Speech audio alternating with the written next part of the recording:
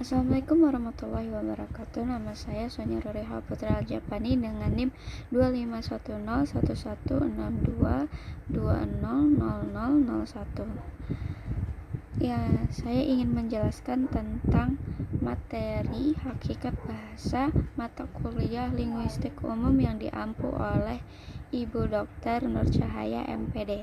Jadi menurut Carroll, bahasa adalah sebuah sistem berstruktural mengenai bunyi dan urutan bunyi bahasa yang sifatnya manusuka, yang digunakan atau yang dapat digunakan dalam komunikasi antar individu oleh sekelompok manusia. Atau secara sederhana, bahasa dapat dipahami sebagai sistem lambang bunyi yang digunakan manusia untuk berkomunikasi, menyampaikan pikiran, perasaan, dan ekspresi. Oke, baik, kita lanjutkan ke ciri bahasa. Jadi pertama ada bahasa adalah bunyi. Bahasa disebut bunyi karena wujud paling asli dan utama dari bahasa adalah getaran suara yang dihasilkan organ ucap manusia seperti lidah, bibir, dan lain-lain. Lalu ada bahasa itu bermakna. Bahasa bermakna karena setiap kata atau tanda yang digunakan manusia selalu membawa arti tertentu untuk dipahami. Lalu ada bahasa itu lambang. Jadi maksudnya setiap kata yang kita ucapkan hanyalah simbol atau tanda untuk mewakili sesuatu. Nah, kalau bahasa sebagai sistem itu maksudnya adalah bahasa itu tersusun dengan aturan yang teratur, sistematis, ada aturan tata bunyi, tata kata, dan tata kalimat yang membuat orang lain bisa memahami maksud kita.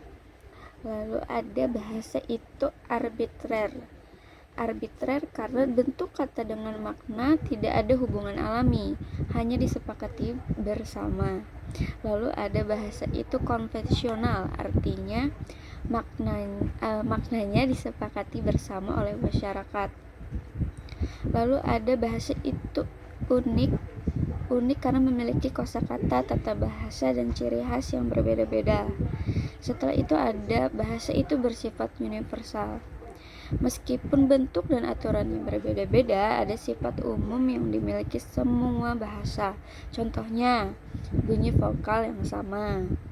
Lalu ada bahasa itu bervariasi, karena dalam penggunaannya bisa berbeda-beda menurut daerah, situasi, kelompok sosial, ataupun media.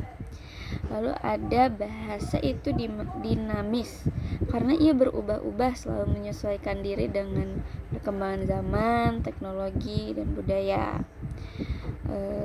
Dan setelah itu ada bahasa itu produktif.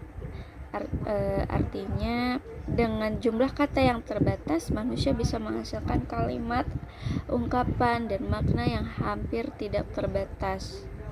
Terakhir, ada bahasa itu manusiawi karena hanya manusia yang bisa berkomunikasi dan berbahasa dengan sistem yang lengkap.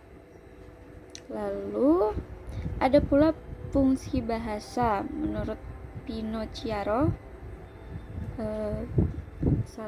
ada personal, artinya komunikasi dengan diri sendiri. Ada interpersonal, komunikasi dengan orang lain. Ada direktif yang artinya sebuah perintah atau regulatoris. Lalu ada referensial, artinya menyampaikan fakta atau informasi. Dan terakhir ada imajinatif yang artinya kreativitas diri kita. Baik, sekian dari saya untuk materi hakikat bahasa.